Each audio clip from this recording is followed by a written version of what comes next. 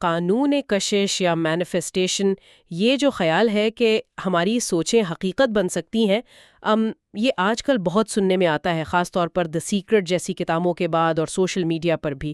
تو کیا واقعی ایسا ممکن ہے؟ جی بالکل، اور آج ہم اسی پر بات کر رہے ہیں، ذرا گہرائی میں جا کر۔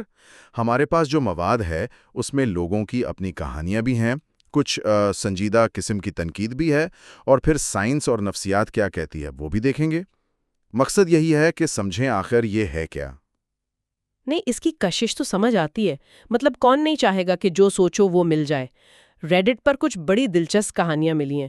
لوگ بتاتے ہیں کہ کیسے انہوں نے اپنی خوابوں کی نوکری حاصل کی، جیسے کوئی ڈانسر بننا چاہتی تھی وہ بن گئی۔ ہاں، اور صرف نوکری نہیں، گھر کے لیے پیسوں کا انتظام ہو گیا۔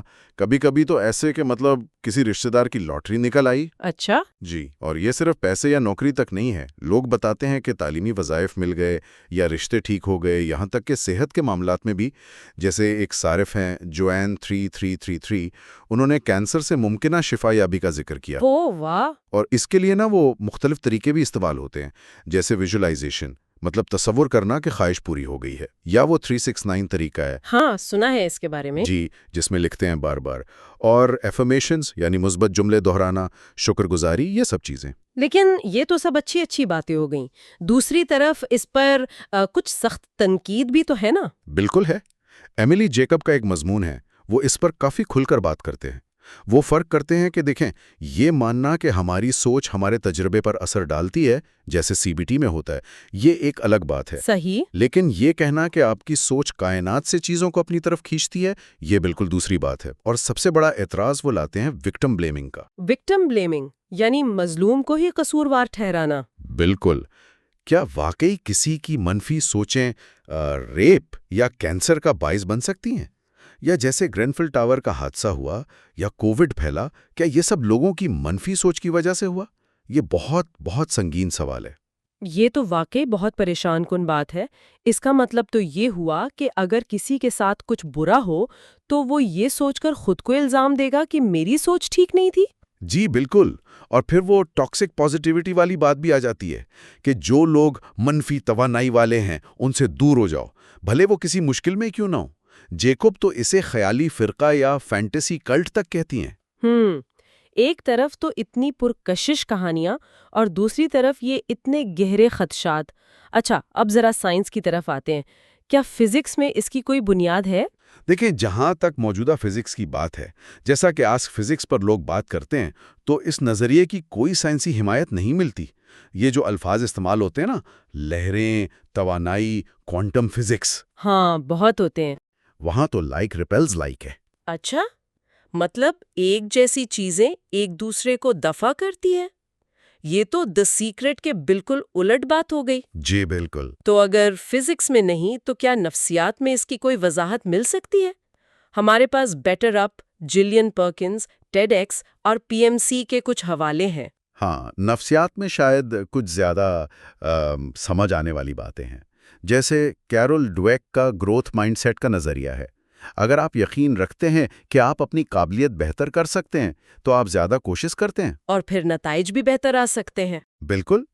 اسی طرح گلین پرکنز کا بلیف ایکشن سائیکل ہے، یعنی آپ کا یقین آپ کی سوچ بدلتا ہے، سوچ آپ کے چھوٹے چھوٹے اعمال کو بدلتی ہے، اور وہ اعمال مل کر نتیجہ دیتے ہیں۔ تو شاید یہ ویژولائزیشن اور ایفرمیشنز اسی یقین کو پکا کرنے کے طریقے ہیں۔ جی، اور بیٹر اپ اور پی ایم سی کے ذرائع میں سیلف فلفلنگ پروفیسی کا بھی ذکر ہے۔ مطلب ہم کسی چیز کا اتنا یقین کر لیتے ہیں کہ ہمارا اپنا رویہ ہی انجانے میں اسے سچ کر دیتا ہے۔ اچھا، جیسے اگر کوئی سوچے کہ میں انٹرویو میں فیل ہو جاؤں گا تو وہ اتنا نروس ہو جائے کہ واقعی خراب کر دے۔ بالکل اسی طرح۔ یا پرائمنگ کا تصور ہے، جب ہم کسی چیز پر توجہ دیتے ہیں تو اس سے متعلق چیزیں ہمیں زیادہ نظر آنے لگتی ہیں۔ تو شاید یہ کوئی کائناتی قانون نہ ہو، بلکہ ہمارے اپنے ذہن کے کام کرنے کا طریقہ ہو۔ یقین عمل کو بدلتا ہے اور عمل نتائج کو۔ تو اصل جادو شاید ہمارے اندر ہی ہے، لیکن اس یقین کے کچھ منفی پہلو بھی تو ہو سکتے ہیں۔ ذرائع بتاتے ہیں کہ خطرات بھی ہیں، جیسے حد سے زیادہ خود اعتمادی، اوور کانفیڈنس۔ کچھ تحقیق کہتی ہے کہ جو لوگ اس پر بہت پختہ یقین رکھتے ہیں وہ خطرناک مالی فیصلے کر سکتے ہیں، جیسے کرپٹو میں بہت پیسہ لگا دینا۔ اوہ، اور ان میں دیوالیہ ہونے کا امکان بھی زیادہ پایا گیا، اور غیر حقیقی توقعات رکھنا بھی مسئلہ بن سکتا ہے۔ یہ خیال ویسے نیا تو نہیں لگتا، اس کی کچھ تاریخ بھی تو ہوگی۔ جی ہاں، لا آف اٹریکشن انسٹیٹیوٹ کے مطابق اس کی جڑیں بہت پرانی ہیں۔ قدیم ہرمیٹسزم میں جیسا اوپر ویسا نیچے والے نظریات اور کرما کے تصور میں بھی۔ پھر 19ویں صدی میں نیو تھاٹ تحریک آئی، اور 2006 میں دی سیکرٹ نے تو اسے پوری دنیا میں مشہور کر دیا۔ ایک اور حوالہ ہمارے پاس یوگا پرانا ودیا یعنی YPV تحقیق کا ہے۔